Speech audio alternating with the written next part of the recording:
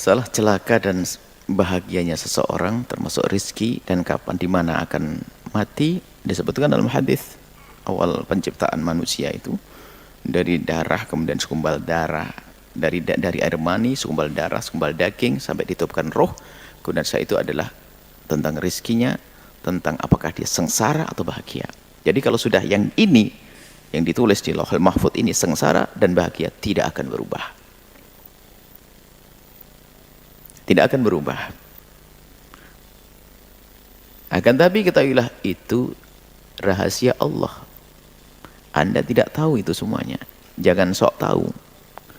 Lalu berkata, kalau memang jatah saya sengsara, biarpun saya beribadah kan masuk neraka. Siapa yang bilang kamu sengsara? Atau sebaliknya, kalau memang saya ahli surga dicatat sebagai ahli surga, biarpun saya maksiat kan tetap masuk surga. Siapa yang bilang?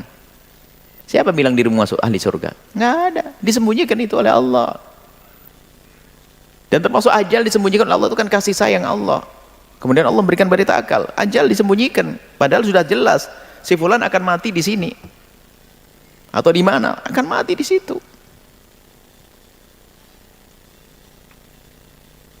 Nah, ini. Kalau sudah harus mati di situ, mati di situ.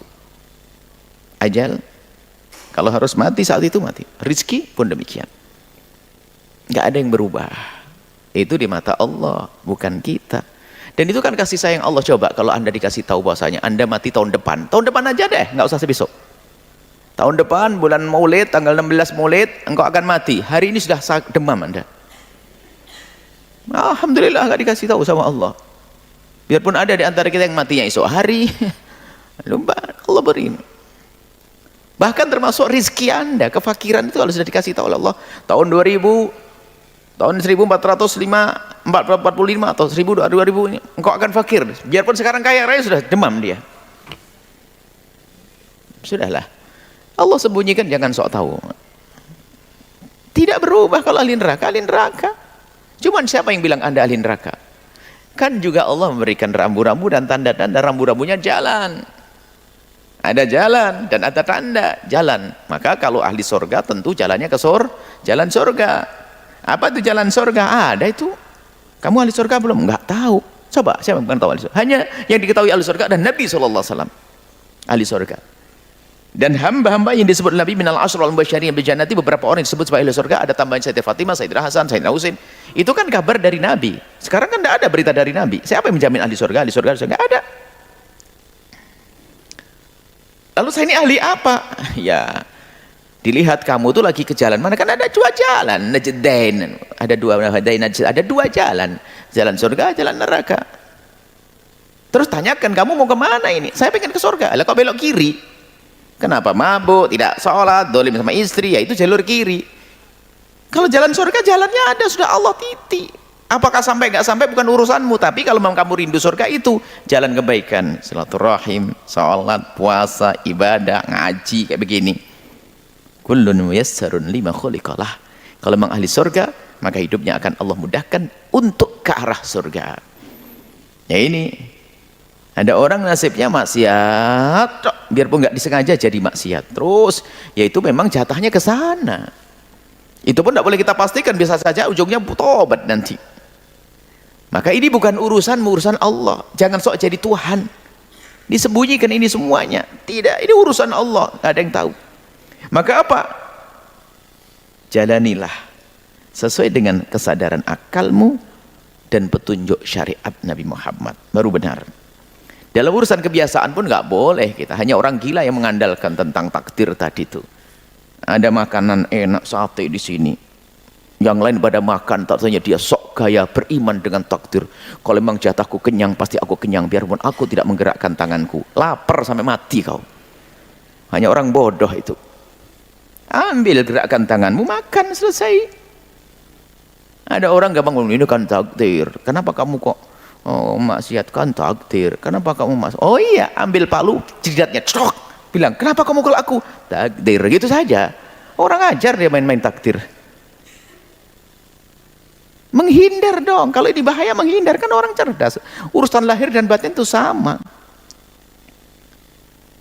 Kenapa Anda kalau di mobil jalannya di pinggir, kemudian dia di sebelah kiri lalu ke sana? Karena sudah ngerti aturannya, orang sebelah kanan, Anda kiri. Sebetulnya itu adalah Anda mengikuti petunjuk dari Allah ini. Kalau pengen selamat ya ikuti jalurnya, biarpun ada yang tabrakan.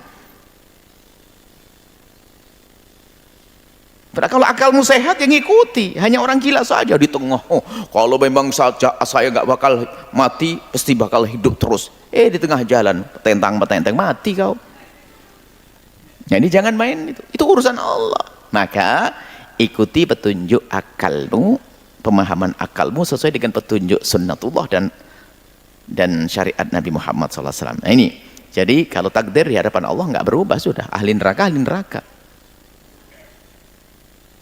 Ahli surga, ahli surga. Jadi Allah itu sudah tahu dari dulu dan dulu kalau Abu Jahal itu di neraka. Allah juga tahu dari dulu dan dulu kalau Abu Lahab ahli neraka. Tapi waktu Abu Lahab lahir, Abu Jahal lahir, nggak ada yang tahu kalau dia bakal seperti itu kepada Nabi Muhammad. Wong Nabi belum jadi Nabi waktu itu. Bahkan akrab dengan Nabi Muhammad di Madinah. Nabi Muhammad Al-Amin, bahkan Abu Lahab sebagai pamannya, yang pernah senang waktu kelahiran Nabi, biasa sebagai ponakan dihormati. Ayo, siapa ngira kalau Abu Lahab masuk neraka? Nggak tahu. Abu Jahal itu adalah juga bergaul artinya. Dan hubungannya baik. Tapi di saat Nabi Muhammad mendapatkan risalah, ada perubahan. Nah ini baru kelihatan jalurnya. Ke surganya kanan, dia belok kiri. Sampai tabat yada abi lahabi wa tabba. Seperti itu. Jadi tidak berubah, tapi Anda jangan sok tahu Anda tidak tahu. Lalu apa yang harus kita lakukan? Sesuai dengan petunjuk akalmu, sesuai dengan pemahaman tentang syariat. Jalani, maka itulah langkahmu. Kullun muyassarun lima khuliqalah. Jika engkau ahli surga, maka akan dimudahkan langkahmu menuju surga.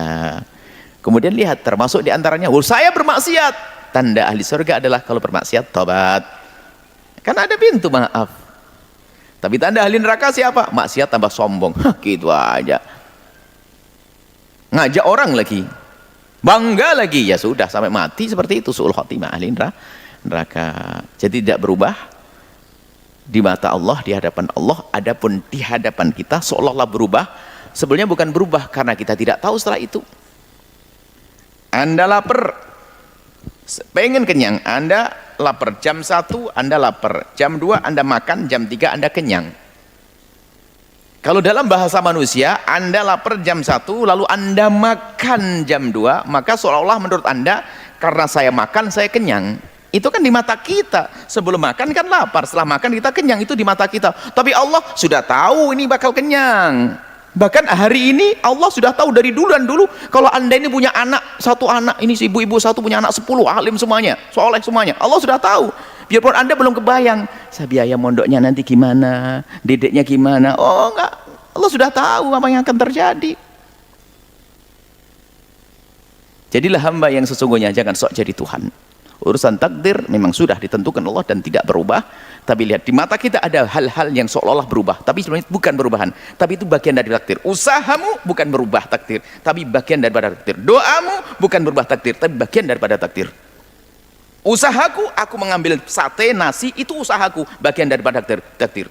Cuman dalam bahasa manusia merubah. Gara-gara makan saya kenyang, tapi di hadapan Allah tidak berubah. Memang sudah tahu Allah. Dari Anda hidup sampai Anda mati sudah diketahui oleh Allah. Nggak ada yang tersembunyi. Bahwa engkau akan begini, bahagia, senang, punya anak banyak, cucunya baik-baik.